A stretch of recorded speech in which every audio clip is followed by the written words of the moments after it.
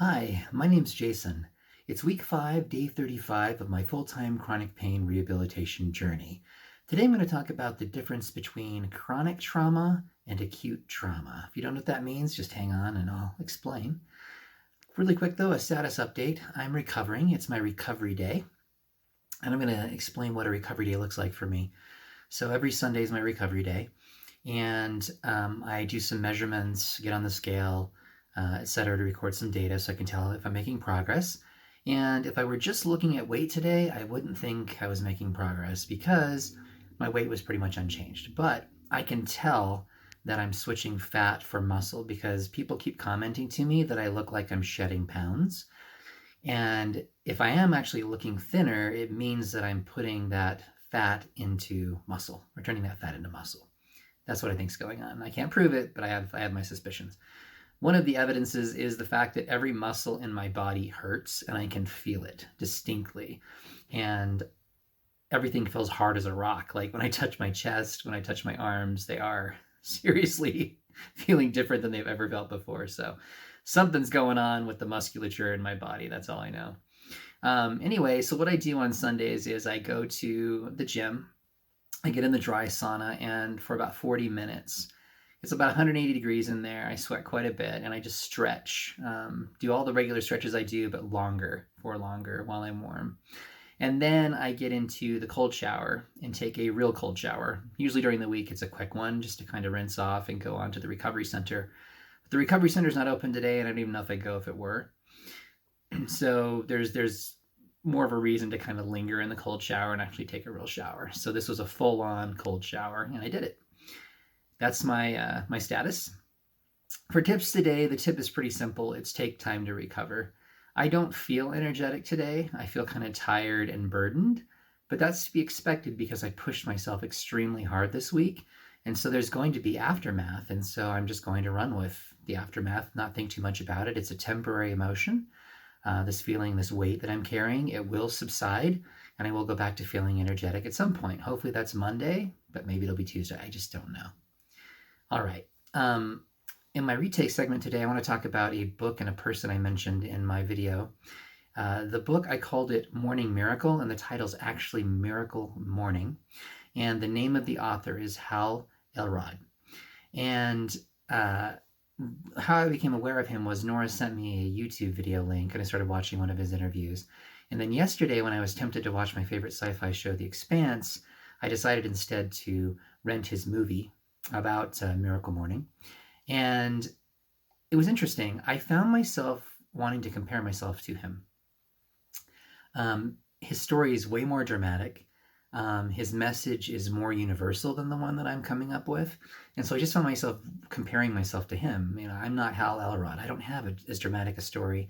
I don't know if I can reach as many people, blah, blah, blah. But what I realized from all of this was, hey, that's my ego talking. My ego likes to compare myself to other people and in particular tell me where I'm falling short. So I recognize that this is something I'm trying to get rid of, trying to shed and suppress. The comparisons that I was coming up with are actually true. They're not lies. But this idea that it's a competition, that his helping people in some way impacts my ability to help people is a total lie. It's not true. And I'm just trying to do the good in the world that I can do with the story I have, with the experience I have, which essentially is what he did.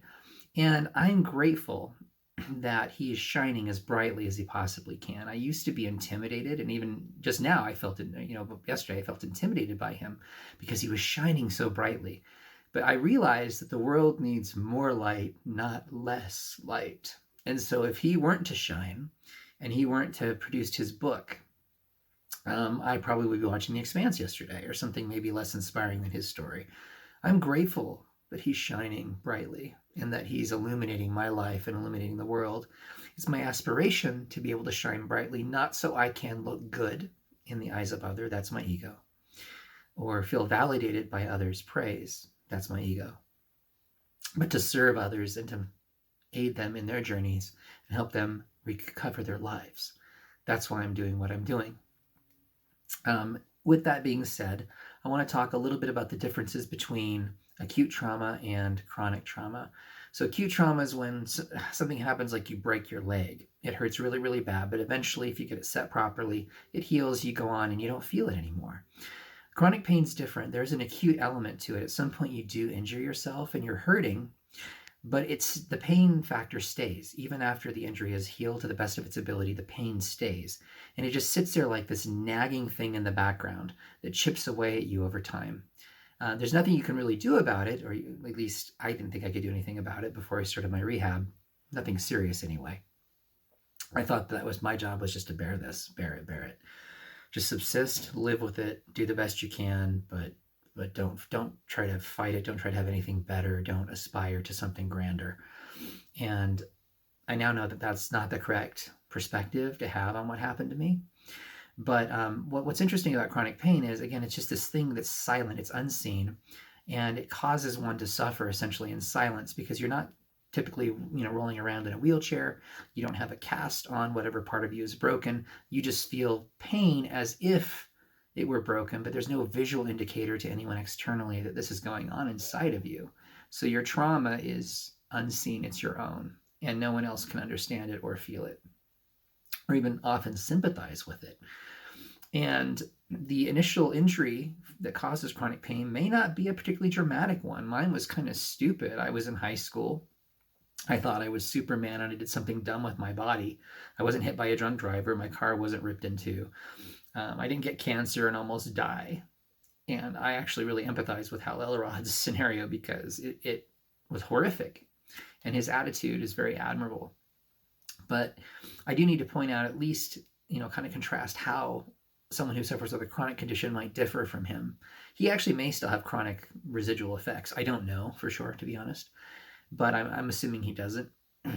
Anyway, so whether or not your acute injury at the beginning was dramatic or not, the chronic element of it that lingers can just chip away at you over time. It's not like you're fully back or mostly back. There's usually a pretty significant deficit in your capacity that you incur from this chronic injury.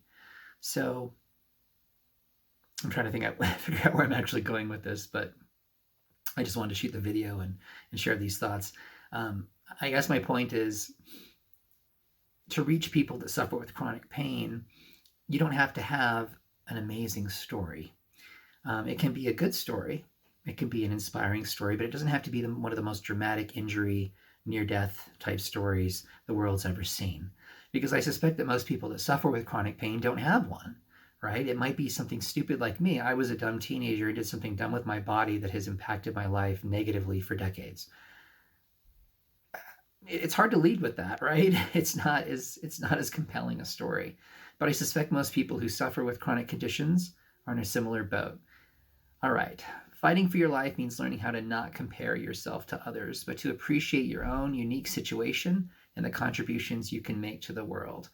I'm interested in knowing how you tend to compare yourself to others, who and why. Please share your thoughts in the comment section, and don't forget to subscribe.